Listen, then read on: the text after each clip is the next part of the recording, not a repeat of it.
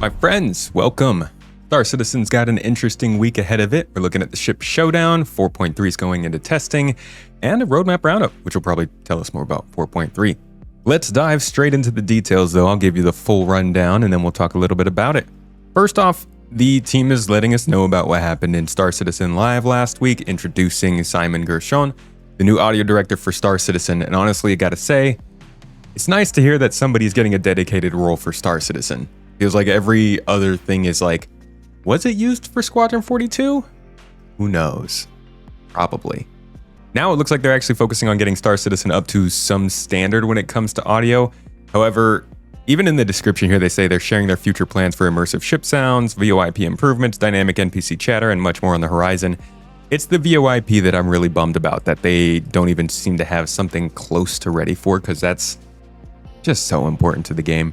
And even more so with, you know, the kind of events and activities that they're doing this year. But as we saw with the social tools panel last year, it seems like most of that was still in concept at that time. And considering, once again, that stuff's not really necessary for Squadron, I don't think it got as much work this year as we would hope.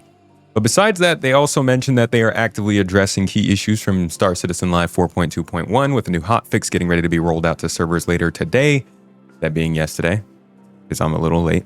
And then they also mentioned that 4.3 was underway, as we did get a little bit of an announcement of it going to Evocati. Don't know when that's going to happen, but the message of the day, I believe, is saying in the next couple of days as of yesterday, so probably in the next 48 hours. Now, what's going on this actual week?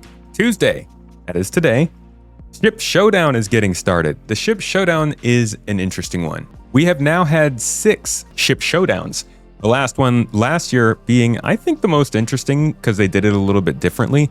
But the F8C Lightning one, which was a little bit of a bummer. The C1 Spirit got second. Now, I think that should have gotten first, but who am I? Just a C1 simp over here. C1 lovin'. I really like the ship. So basically what happens is they create a ladder.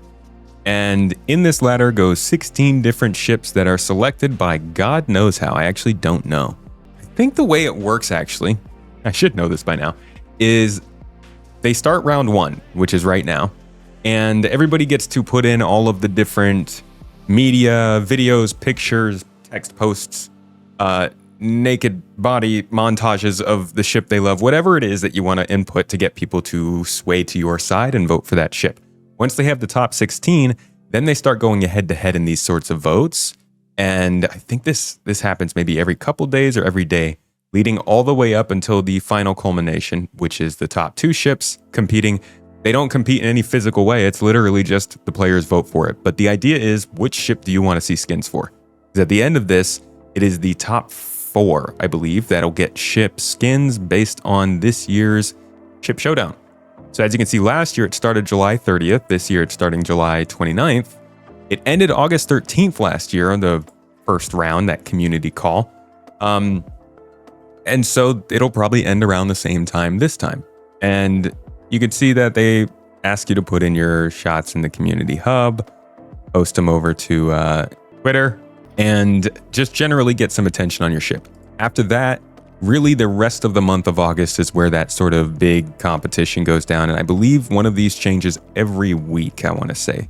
Yeah, it's looking like, let's see, if there's 16, you got 1, 2, 3, 4, 5, 6, 7, 8, 4, 12, 16. So yeah, it's probably like switching every day.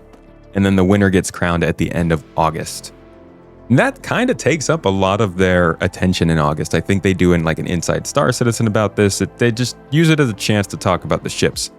Now, I think one of the big details here is that you actually do get the chance to fly these ships in the game, if I'm not mistaken. Top 2 flyable and drivable vehicles in each division with the most activity will make it into the Ship Showdown tournament, where they'll go head-to-head in the ultimate showdown of aerospace champions.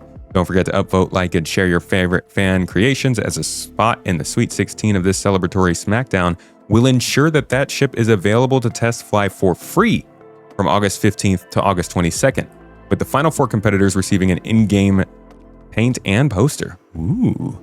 And the winner receiving an in-game championship pennant commemorating their 29-54 win. So There is a free fly included in this. And, you know, it's a good chance to get to at least test some more ships out. Star Citizen is all about the ships. Generally, I say don't take this too seriously. Sometimes this goes down to the meme victory. Sometimes it goes down to the combat ship that only certain people are even able to get. And sometimes it's just a fun time. So I'd say follow along, check it out, have a blast. It's August. We're going to start to climb our way out of the info drought as this ends. But considering this year there isn't much info and like they're not doing that stuff as much, I actually don't know how it's going to go. But this should be some level of entertainment for you guys over the next few weeks. After that, on Wednesday, we'll be looking at a public roadmap update with the latest insights from 4.2.1 and 4.3. Not sure anything's coming for 4.2.1, but we have seen the 4.3 roadmap, just to give you guys a little update on that before we get this latest update. Considering it's going into Evocati, I don't know how much they'll have to actually update this just yet, but there might be a couple things in there. I think what we will see with the Evocati testing is definitely the ladders. I'm hoping for the underground facilities, and likely, if we get the underground facilities and the AI turrets, the armor is not a guarantee.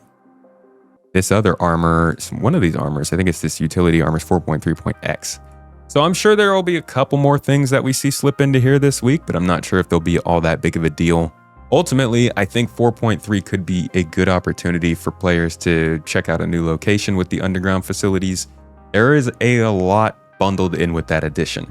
Underground facilities could be the expansion that the distribution centers need to really start reaching their potential. I don't think like it means suddenly we're going to get a whole bunch of missions and stuff to do there.